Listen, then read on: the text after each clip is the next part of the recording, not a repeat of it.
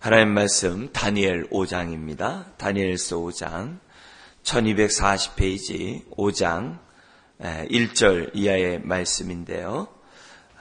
이 시간 우리 6절까지 한 절씩 교도하도록 하겠습니다. 5장 1절 벨사살 왕이 그의 귀족 1000명을 위하여 큰 잔치를 베풀고 그 1000명 앞에서 술을 마시니라.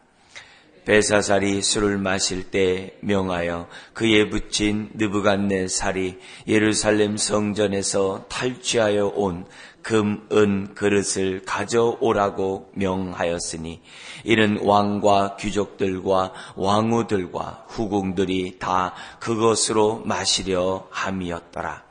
이에 예루살렘 하나님의 전 성소 중에서 탈취하여 온 금그릇을 가져오매 왕이 그 귀족들과 왕후들과 후궁들과 더불어 그것으로 마시더라. 그들이 술을 마시고는 그 금, 은, 구리, 쇠, 나무, 돌로 만든 신들을 찬양하니라.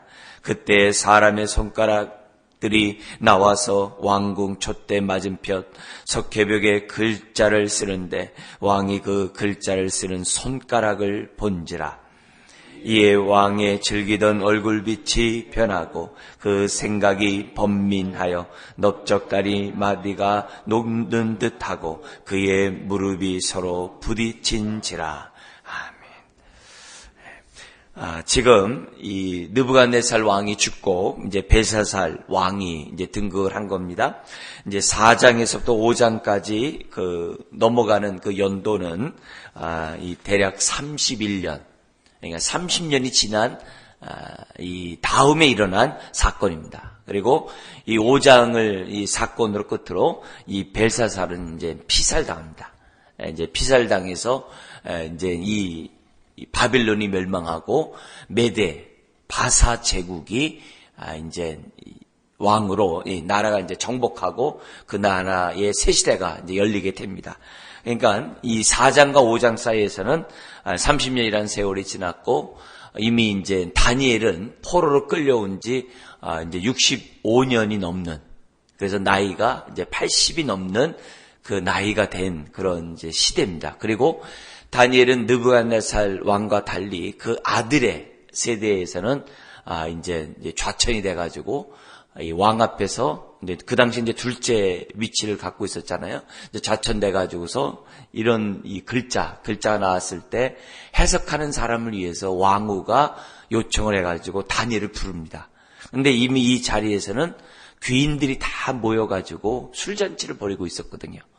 그러니까 다니엘을 부를 정도고 또 그 앞에 술잔치를 벌일 때 많은 정말 이 술객과 이런 사람들이 글자를 할 때 불렀지만은 다니엘이 없었거든요. 이런 거 보면은 다니엘은 이제 제2선에 물러나서 이제 왜냐면 그 당시 80세라고 한다면 이제 공직에서 이렇게 물러나지 않았겠습니까? 이제 그런 상황에 있었던 사람인 것을 이제 알 수가 있습니다. 그래서 이 5장을 이제 끝으로 이제 이 바벨론 왕조가 이제 끝나게 되는데요. 그리고 이 사건 이 이면에는 어떤 사건이었냐면 이미 메데바사 제국이 이 바벨론 제국들을 정복해 나가고 있었어요. 근데 느부갓네살 왕이 이 7대 불가사의라고 하는 역사적으로 그 하늘의 궁정을 만들어 가지고 지금 뭐냐면 아주 난공불락의 성을 지금 만들고 있었거든요. 그리고 거기에서는 지금 이 메데바사 제국이 지금 전쟁통이거든요. 그리고 이미 그 군대가 이 성문 앞에까지 와 있는 그런 상황에서 귀인들 1000명을 불러다 놓고 술잔치를 벌이고 있었다고 하는 겁니까? 제정신이 아닌 거죠. 그리고 그 성에서는 그 당시 20년 동안 먹고 마실 수 있는 식량이 충분히 비축되어 있었다고 그래요.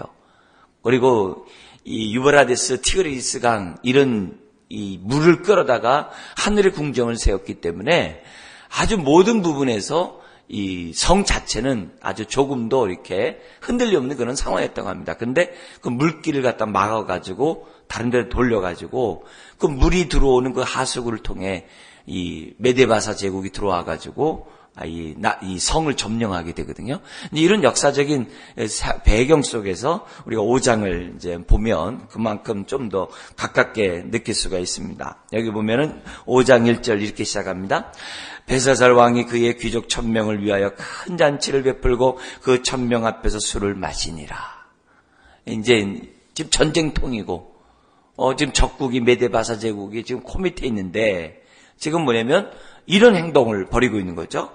그러면서 2절에 벨사살이 술을 마실 때에 명하여 그의 부친 느부갓네살이 예루살렘 성전에서 탈취해 온 그런 그릇들. 왜냐하면 하나님은 형상이 없기 때문에 그릇들을 갖고 왔거든요. 성전기구. 다른 나라에서는 다 신들의 형상이 있어서 신의 형상을 가져다가 자기네 그 신에다가 지금 뭐냐면 그 밑에 이렇게 전시해 놨었는데 예루살렘에는 하나님의 형상이 없기 때문에 다른 게 뭐겠어요? 성전 기구를 갖고 온 거거든요. 근데 그 기구를 지금 이 벨사살이 뭐냐면 갖고 오라고 온 거예요. 그리고 그 금은 그릇에다가 지금 뭐 하고 있는 거예요? 술을 따라 먹는 거예요. 그리고 나서 4절에 여러 잡신들, 여러 우상들에게 지금 뭐냐면 찬양하는, 그러니까 하나님을 조롱하는 거죠. 그 하나님의 성전 기구에다 술 따라 먹는 것도 하나님을 조롱하는 것이고, 또 그 하나님 앞에서 지금 여러 잡신들을 갖다가 뭐 자신의 이제 신서부터 시작해서 나라 신서부터 시작해서 여러 잡신들에게 찬양하니 얼마나 하나님을 갖다가 조롱하는 그런 모습입니까? 그러니까 이 벨사살 왕이 왜 이렇게 했는가? 이게 생각해 보면은 그 아버지 느부갓네살이, 그 부친이 느부갓네살이 너무 뭐냐면 하나님을 공경하고 하나님을 높이고 하나님에 갖다가 정말 이렇게 망령되 일컬지 말아 조소까지 내리고 있는 이런 상황이었기 때문에 어린 시절에 그런 것들에 대해서 불만을 가졌다라고도 볼 수 있어요. 그러니까 의도적으로 지금 뭐냐면 하나님을 모독하는 이런 행동들을 합니다. 그러자 5절 6절에 보니까 손가락이 나와가지고 석회벽에 글씨를 이제 쓰는 거예요. 근데 그 손가락을 갖다가 이 6절에 보니까 5절 6절에 왕이 본 거예요. 얼마나 무섭겠어요. 저 석회벽에 손가락이 나와가지고서 글을 쓰고 있는데 그 왕이 그걸 보고 있으니 아무리 술기운이라 하더라도 얼마나 놀라운 일이겠어요. 놀란 나머지 6절 같이 우리 한 번 더 읽겠습니다. 이에 왕의 즐기던 얼굴빛이 변하고 그 생각이 번민하여 넓적다리마다 마디가 녹는 듯하고 그의 무릎이 서로 부딪힌지라. 상상이 가죠? 네. 얼마나 지금 사시나무를 떠듯이 그 두려움에 지금 아주 경기를 하고 있는 이런 모습이죠. 그러자 7절에 왕이 크게 소리질러. 네. 왕이 크게 소리질러.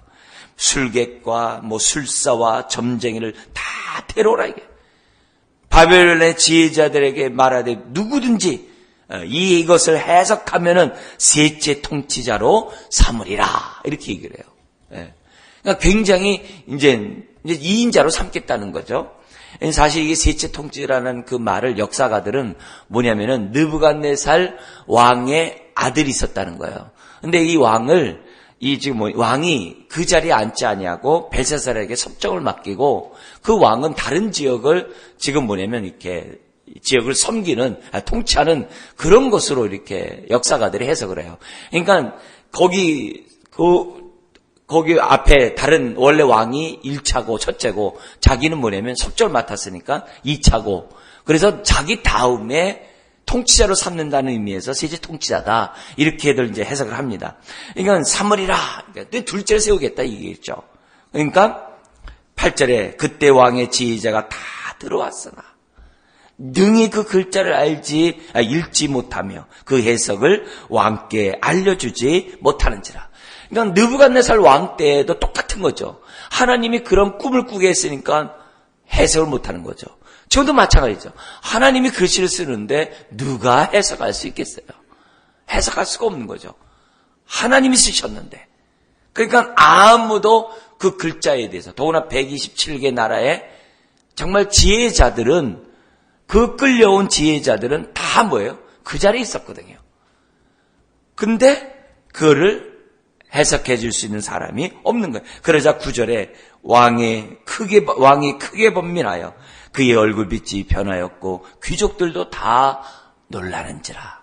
자, 그런 가운데 10절에 지금 뭐냐면 왕비가 나섭니다. 우리 한번 읽어볼까요? 왕비가 왕과 그의 귀족들의 말로 말미암아 잔치하는 궁에 들어왔더니 이에 말하여 이르되 왕이여 만수무강하옵소서. 왕의 생각을 번민하게 하지 말며 얼굴빛을 변할 것도 아니니이다. 너무 저 글씨 때문에 두려워하거나 놀라지 말라는 거죠. 진정시키는 거죠. 그러면서 11절에 누굴 소개하냐면 다니엘을 소개해요. 그러니까 느부갓네살 왕이 다니엘을 2인자로 세웠기 때문에 알 거 아니에요. 왜냐면 그 다음에 벨사살이 왕이 되었으니까 알 거 아니에요. 그러니까 다니엘이 있으니 다니엘을 부르라는 거예요. 그러면서 12절 다니엘이 어떤 사람이냐 이렇게 얘기합니다. 왕이 벨드사살이라고 이름하는 이 다니엘은 마음이 민첩하다는 것은 신통하다, 비범하다, 탁월하다 이 말이에요. 민첩하고 지식과 총명이 있어 능히 꿈을 해석하며 은밀한 말을 밝히며 의문을 풀 수 있었나이다. 이제 다니엘을 부르셔서 그리하시면 그가 그 해석을 알려드리리다 하니라. 지금 여기 은밀한 것을 밝히며 의문을 풀 수 있다는 얘기는 이미 다니엘서 2장에서부터 강조된 얘기예요. 그리고 1장에서도 다니엘이 이것을 풀 수 있도록 하나님 은혜를 줬다라고 1장에 얘기했고 2장에서도 이미 얘기했어요. 그러면서 다니엘 자신이 느부갓네살 왕의 앞에 설 때마다 은밀한 것을 밝히시는 분이 하나님이라는 얘기를 끊임없이 했어요. 이걸 왕비가 알고 있는 거예요. 다른 사람들은 모르고 있는데 왕비가 알고 있는 거예요. 그러면서 왕비가 다니엘을 소개를 합니다. 그러자 지금 뭐냐면 13절 이하에 다니엘이 부름을 받고 옵니다. 나이가 이제 80이 넘었기 때문에 여러 가지 정말 거동이 이제 쉽지 않았겠죠. 그러면서 얘기합니다. 13절에 왕 앞에 선 다니엘을 처음부터 이렇게 아주 낮춰버립니다. 그러니까 교만이 하늘을 찌른 거죠. 왕이 지금. 뭐라고 얘기하냐면 이렇게 얘기해요. 이에 다니엘이 부름을 받아 왕의 앞에 나오매 왕이 다니엘에게 말하되 내가 나의 부왕이 유다에서 사로잡아 온 유대의 자손 중에 그 다니엘이냐. 아니 지금 60여 년 전에 있었던 그 사건을 갖다 끄집어 가지고서 지금 뭐냐면 완전히 무시하는 행동이죠. 네가 끌려온 그 다니엘이냐 이렇게 얘기합니다. 그러면서 내가 네게 대해서 들은 바가 있는데 네가 총명하고 지혜가 있다고 하니까 지금 이 글자를 갖다가 해석해봐라. 그러면 내가 너를 갖다 셋째로 삼고 모든 선물을 너에게 줄 것이다. 그렇게 얘기합니다. 그러자 17절에 이미 다니엘을 아는 거예요. 관직도 필요 없고 선물도 필요 없습니다. 다른 사람에게 주십시오. 그러나 내가 이 글을 갖다가 해석해 주겠습니다 하면서 18절 이하에 해석을 합니다. 예전에 느부갓네살 왕에게 했듯이 똑같은 방식으로 벨사살 왕에게 말을 합니다. 뭐라고 얘기하냐면 18절 같이 한번 읽겠습니다. 왕이여 지극히 높으신 하나님이 왕에 붙인 느부갓네살에게 나라와 큰 권세와 영광과 위엄을 주셨고 이렇게 얘기를 해요. 이 순간에 지금 뭐냐면 다니엘은 하나님을 말씀해요. 지금 하나님의 그 성전의 그릇을 가지고 술을 마시고 있는 그 왕에게 뭐라고 얘기하냐면 하나님을 얘기해요. 근데 그 하나님에 대해서 뭐라고 얘기합니까? 지극히 높으신 하나님. 지극히 높으신 하나님이 왕의 부친에게 이 나라를 다 주셨고 하나님이 주셨다는 거예요. 자신의 군사력으로 또 자신의 나라의 신이 이 나라를 갖다가 통치하게 한 것이 아니라 하나님이 주셨다. 이건 나라 신보다 더 높으신 분이 하나님이라는 것을 지금 다니엘을 얘기합니다. 그러면서 뭐라 그러면 주실 뿐만이 아니라 19절 그에게 큰 권세를 주셨으므로 백성들과 나라들과 언어가 다른 모든 사람들이 그의 앞에서 떨며 두려워하였으며 그는 임의로 죽이며 임의로 살리며 임의로 높이며 임의로 낮추었더니, 그러다가 7년 동안 정신이 나갔다가 짐승처럼 살았던 그 예를 지금 말하고 있는 거예요. 그래서 20절에 그가 마음이 높아지며 뜻이 완악하여 교만을 행함으로 그의 왕위가 패한 바 되며 그의 영광을 빼앗기고, 21절 사람 중에서 쫓겨나서 그의 마음이 들짐승의 마음과 같았고 또 들나귀와 함께 살며 또 소처럼 풀을 먹으며 그의 몸이 하늘 이슬에 젖었으며 지극히 높으신 하나님이 사람 나라를 다스리시며 자기의 뜻대로 누구든지 그 자리에 세우시는 줄을 알기에 이르렀나이다 하면서 자기 느부갓네살 왕의 그 비참했던 7년 동안에 그 정신 나갔던 일들을 상기시키는 거예요. 이 얘기 왜 하는 거예요? 벨사살 당신이 지금 뭐예요? 똑같이 교만하다 이게. 높은 지위에 앉다 보니까 자기 말 한마디에 모든 것이 되니까 마치 자기가 능력이 있고 신인 양 이렇게 교만을 벌이고 있다는 것을 간접적으로 지금 뭐예요? 말하고 있는 거예요. 그러면서 22절에 벨사살이요 왕은 그의 아들이 되어서 이것을 다 알고도 아직도 마음을 낮추지 아니하고 도리어 자신을 하늘의 주제보다 높이며 그의 성전 그릇을 왕 앞으로 가져다가 지금 이렇게 술판을 벌이고 있으니, 그러면서 24절 같이 한번 읽겠습니다. 이러므로 그의 앞에서 이 손가락이 나와서 이 글을 기록하였나이다. 여러분, 지금 다니엘은 지금 왕의 말 한마디에 다니엘이 죽을 수 있어요. 근데 그런 게 중요하지 않아요. 그 순간에 누굴 얘기해요? 하나님을 얘기해요. 지극히 높으신 하나님. 그러면 그리고 책망을 해요. 뭘 책망해요? 교만한 벨사살의 그 태도에 대해서 책망하는 거예요. 지금 이런 다니엘의 이런 모습 앞에서 우리가 느낄 수 있는 것은 뭡니까? 다니엘이 얼마나 하나님을 정말 인식하고 또 얼마나 하나님 앞에서 그가 서 있으면 왕 앞에서 그리고 많은 1000명이나 넘는 그런 귀인들 앞에서 이렇게 당당하게 하나님의 말씀을 하나님을 말할 수 있냐 이게요. 여러분, 이런 모습에서 우리가 이 다니엘의 그 일생을 이렇게 벌써 이 80살입니다만 그 어린 시절부터 모습을 우리가 잊어서는 안 돼요. 어떻게 다니엘이 이럴 수 있는가? 다니엘이 이렇게 말할 수 있었던 것은 다른 게 아니라 그가 어떻게 돼요? 포로로 끌려온 그 시대 때 그는 뜻을 정했다 그랬어요. 뜻을 정하면서 사니까 하나님이 때마다 시마다 위기 때가 있을 때 그를 갖다가 보호해 주시고 인도해 주시고 하나님의 그런 탁월한 지혜를 다니엘에게 부어주셨던 것을 보게 돼요. 왜 이것이 중요하면 오늘 우리가 사는 이 세대도 지금 다니엘이 살던 시대처럼 종교다원주의 속에 살고 있어요. 많은 신들을 섬기고 있는 가운데 우리가 살고 있어요. 그런 가운데 우리들은 세상 사람들이 볼 때 여러 신들 가운데 하나의 신을 섬기고 있는 우리라고 사람들이 생각하고 있고 심지어는 어떻게 돼요? 조소를 해요. 이런 가운데 우리들이 어떻게 하면은 우리가 다니엘처럼 쓰임받고 어떻게 하면 다니엘처럼 하나님의 위기에서 돌봄을 받고 하나님의 인도를 받고 그리고 사람들에게 하나님을 보여줄 수 있는가? 우리가 여러 가지 그 담대함이 어디서 오는가 생각해 볼 때 다니엘은 그런 혼탁한 세대 속에서 그런 뭐예요? 뜻을 정했다는 거예요. 그리고 기회가 있을 때마다 하나님을 높이고 하나님을 갖다가 말하는 그런 자로서 그는 설 수 있었다는 거예요.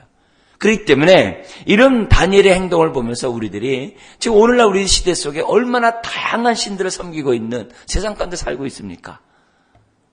이럴 때 하나님, 나도 다니엘처럼 정말 하나님을 드러내고 하나님을 높이는, 무엇보다도 다니엘이 고백을 하잖아요.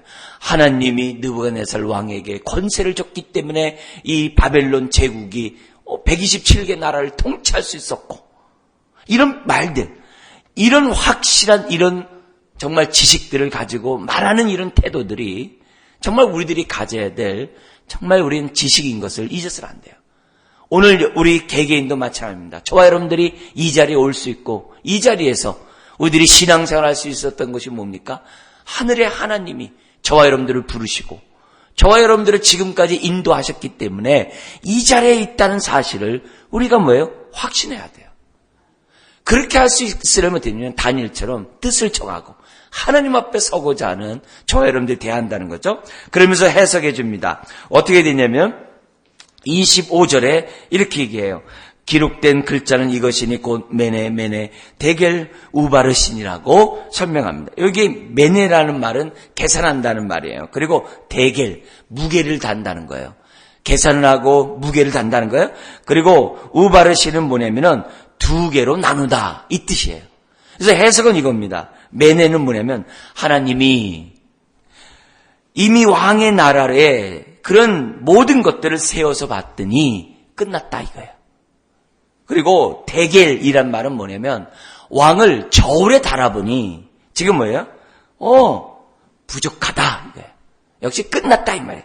그래서 그 다음 말은 뭐냐면 왕의 나라가 나뉘어서 메대와 바사 제국에게 지금 뭐냐면 나누어서 준 바가 되었습니다. 그 모습이 바로 뭐냐면 여기 나와 있는 내용이에요. 그래서 우리 한번 여기 26절, 27절, 28절을 같이 한번 읽겠습니다.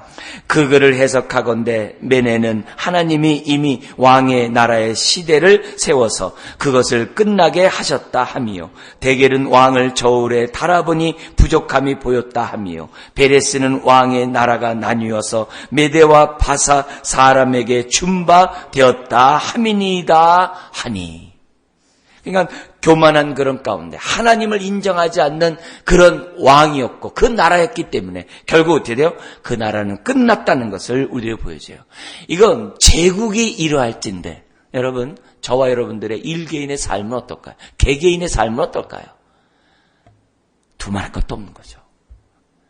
우리가 하나님 앞에서 우리들이 정말 이 시간 다시 한번 우리가 서야 될 것은 예수님이 우리에게 말씀해 주신 것처럼 바리새인과 세리가 하나님 앞에 나왔을 때 어떤 사람들은 이 바리새인은 시장 어귀에 서서 큰 소리로 기도하면서 뭐라고 그래요? 하나님 앞에 서서 성전에 서서 큰 소리로 기도하면서 뭐라고 그래요?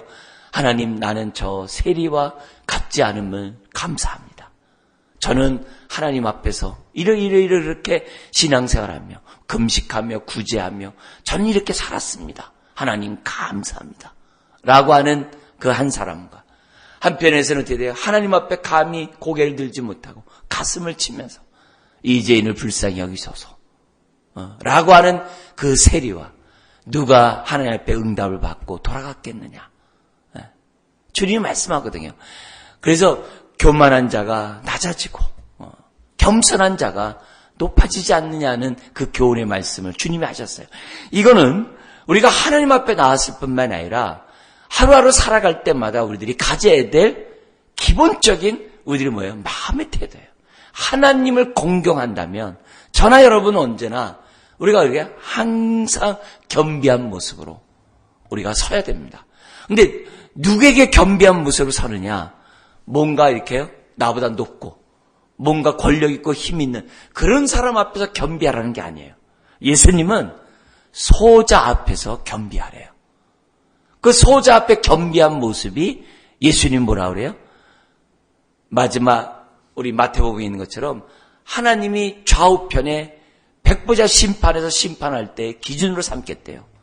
소자에게 물 한 그릇 줬으면 천국 갈 것이고 소자에게 정말 물 한 것 주지 않고 교만했으면 지옥 간다는 거예요.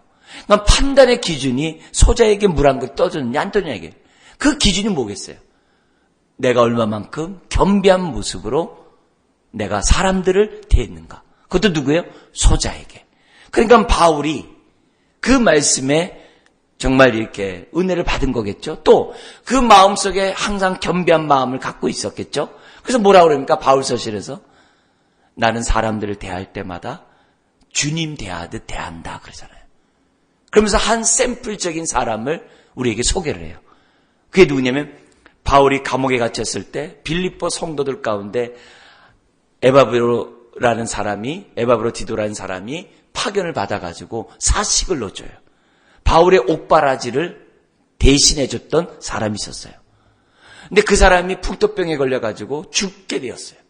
근데 기도함으로 이 사람이 살아나가지고 다시 고향으로 돌아가요. 그러면서 편지를 준 게 빌립보서예요. 근데 그 빌립보서에서 그 사람에 대한 소개가 나와요.